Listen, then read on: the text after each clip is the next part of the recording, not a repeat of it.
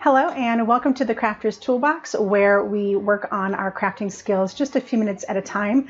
I've got a really great tip for you today. So let's go down to the tabletop and take a look. So I'm working on some galantines that I'll be sending out to my friends this week.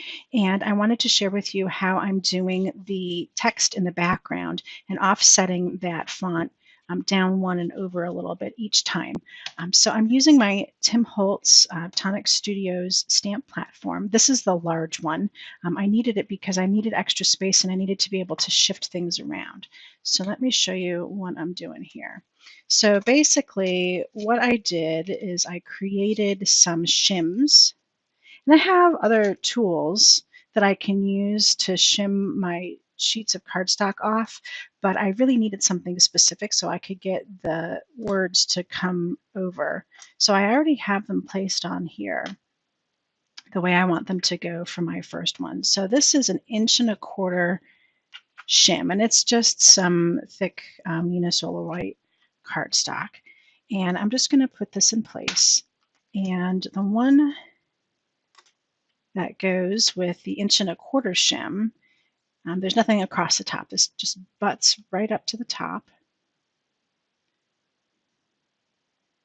And then I'm going to go ahead and stamp my first ink. And I'm using cotton candy. I have it upside down because I needed the room to move things around. So you're going to see the font gets done upside down.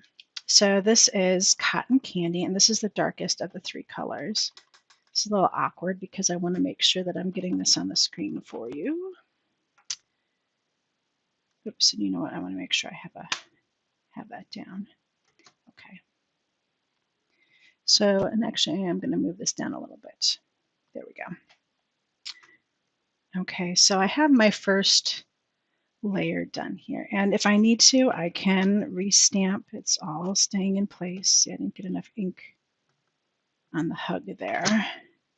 Although it may end up being covered, right, by the rest of the sentiments. Okay, so I have the first one done. And now I'm going to move on to the next one down, which is in rose quartz. But I need to change out my shims. So I needed to move that way.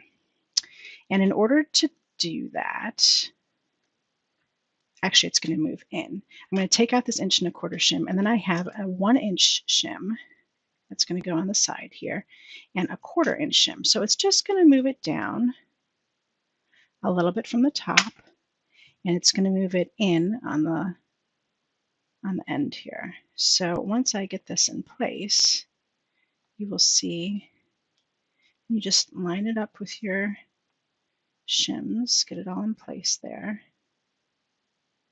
like so. You see how now it's going to move it, and I'm going to get another line, and it's going to be slightly offset. So we'll do this in rose quartz.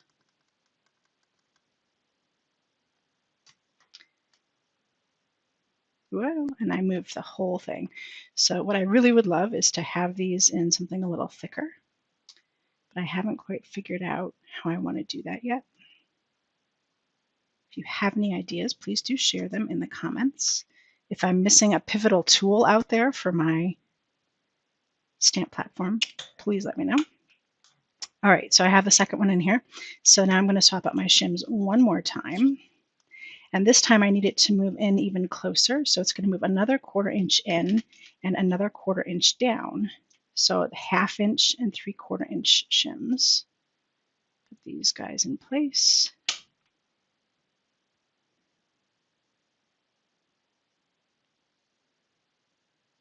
Like so. And this time we're going to use Frosty Pink. It's the lightest of the 3 shades I'm using for this little background part.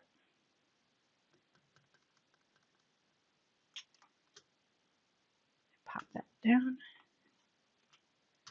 And there you go. Now I have my 3 rows of text. And then I'm just going to pop that love right over the top of it. And I'll show you in another video how I did the gradation and the embossing. And then I just pop a little sentiment, and I've got a galantine ready to go out in the mail. I hope you enjoyed this quick tip and you use it in your crafter's toolbox soon. I'll see you again in another video, but until next time, happy crafting.